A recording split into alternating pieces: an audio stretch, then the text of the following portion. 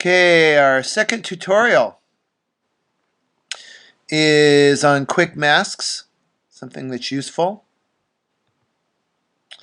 Let's navigate to pictures again. Once again, in stock photos, look around for a picture that you like, a face of someone. Usually works. Take it, drag it to the icon, and here we have it. What we're going to do, we're going to put this kind of in an oval, like the old cameos. First thing we want to do is get it ready to prepare it. So let's go to image. We're adjusting the image. You get kind of a feel for these. Image does things to the image. Layer, obviously when you have layers that you're doing things to. Select, deselect, filters, view. So let's go here to image. And we want to take out all the color. We want to desaturate it. Remember, saturation is the amount of color. So we want to desaturate, take out all of the color, turn it black and white. Next thing we want to do to kind of age it is within images again, adjustments, and there's this neat thing called variations. And you can give pictures like sepia tones and make them look old and discolored. So let's add a little yellow.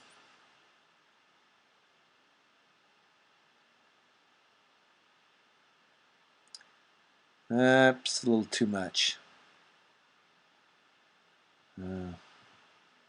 Try magenta. And there we go. You can always go backwards. If it's a little bit too much for you, you can just desaturate a little bit. Oops.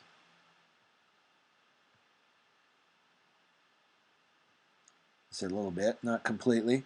Desaturate a little bit until you get it to where you like it. There we go.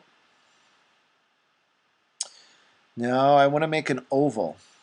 So I'll take my selection tool up here in the toolbar and go for the elliptical marquee tool.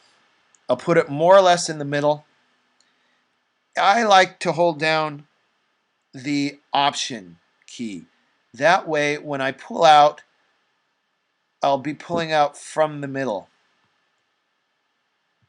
Oops. Now that's okay. Here we go. It just gives me a little more control. Let's put her little face there. And now that we have that, we do select inverse. We want to select everything else because what we want to do is put the quick mask in the area that is not selected. By hitting the Q on the keyboard, we get this red area. In the old days of photography, that was a way that they could work on photos by retouching it, showing what they were working on, what they weren't working on. And we want to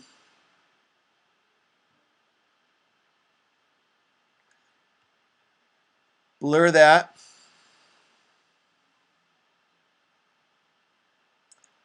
So my favorite blur, the Gaussian blur. Blurred enough to give us kind of an oval going on there. Okay. Now we'll hit the Q again. And if we hit delete,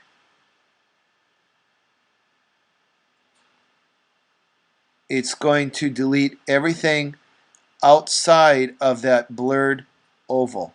Be sure first of all to double click on background because we don't want this lock here. We want to get rid of that, and we want to just turn it into a layer so that we'll have transparency in the background. Now, hit the delete key, and boom, there you go.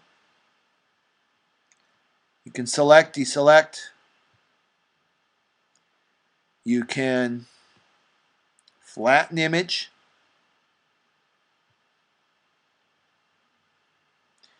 And obviously we're going to want to crop this.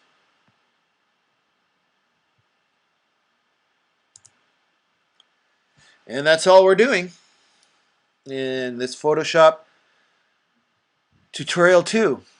Let's make it the right size to put it in our web page. Remember, 72 pixels for internet. The widest proportion here, we're going to keep it at 4.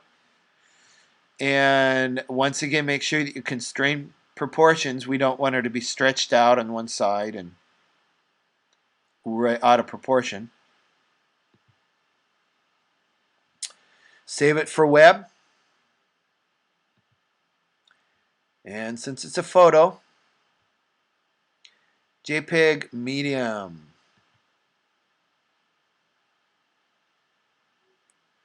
Okay. And probably we want to save that as Photoshop 2.